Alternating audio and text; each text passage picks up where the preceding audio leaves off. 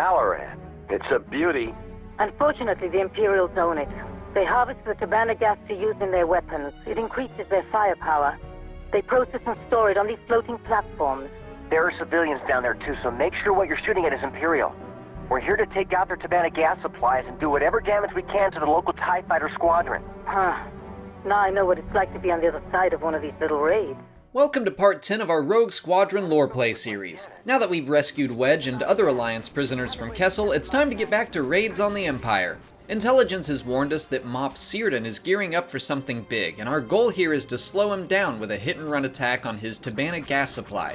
So today we'll talk about the planet Taloraan, which feels an awful lot like Bespin, and then we'll get into the uses for Tabana gas.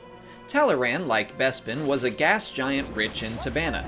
It was first mentioned in one of the Star Wars adventure journals in 1995, 3 years before this game's release. That makes me think it was purposefully created as a Bespin clone so people could have adventures there without affecting anything in-universe. Kind of the same way the character Jodo Kast was first created for role-playing games so players could encounter someone like Boba Fett without actually encountering Boba Fett. Anyway, the Adventure Journal tells us that at some point in ancient Star Wars history, a group of humans became trapped on the planet's atmosphere and had to rely on the native animal life to survive. Eventually, the Galactic Republic found them and gave them technology to build floating cities instead, which honestly, that sounds so much easier. During the Clone Wars, Anakin and Ahsoka and Obi-Wan actually traveled to Taloraan to sign a treaty to gain Tabana gas for the war effort.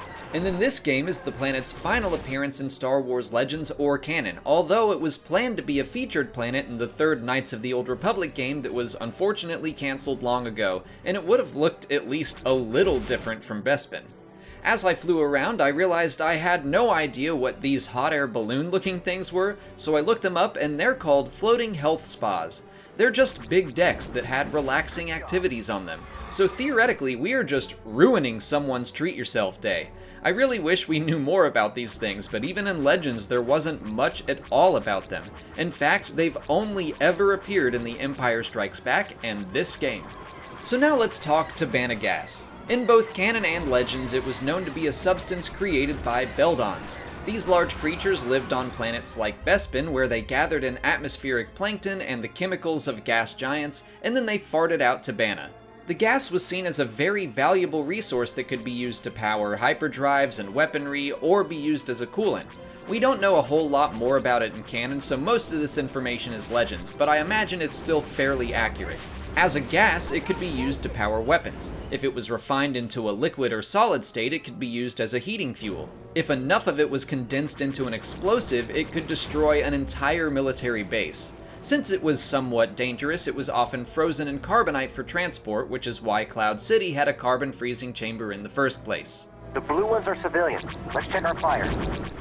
We're supposed to only be destroying the Imperial canisters on each platform because the blue-marked ones are for civilian use, but I find it hard to believe that the Empire would just shrug and go, well, fair is fair. They would definitely take the civilian gas, so I don't know why everyone is yelling at me every time I accidentally blow up a blue one. I'm just being practical. Since Taloraan is a Bespin clone, it also needs its own Cloud City, and here it is. As far as I could find, it has no name, so I will call it Cumulus City, because why not? But once we finish ruining the days of the people in the floating spas by destroying the Imperial Tabana gas, which will surely create consequences for the citizens of Taloraan, we fly away. And that's going to be the end of today's episode. If you want to watch this series over from the beginning, check out this playlist here. If you haven't already, please like this video, subscribe to the channel, follow us on Twitter, Instagram, and Facebook, and consider checking out our Patreon page. As always, thanks for watching, and may the Force be with you.